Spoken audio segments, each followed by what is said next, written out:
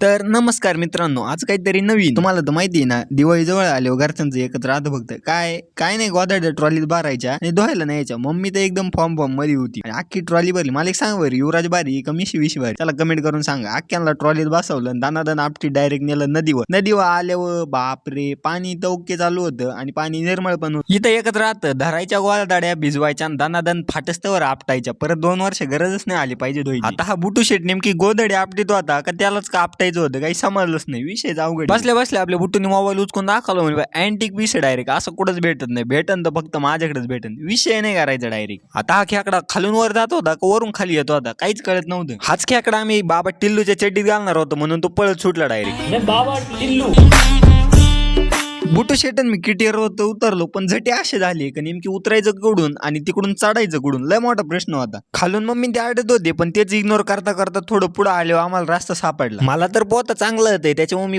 एकदम फुल कॉन्फिडन्सने निघून आलो. पण बुटू शेटला काही येताच येईना, कारण बुट्याला काय पोहता येत नाही आणि शेजारून असा बेकार खड्डा होता तो त्याच्याकडे पाहूनच इग्नोर करीत होता डायरेक्ट.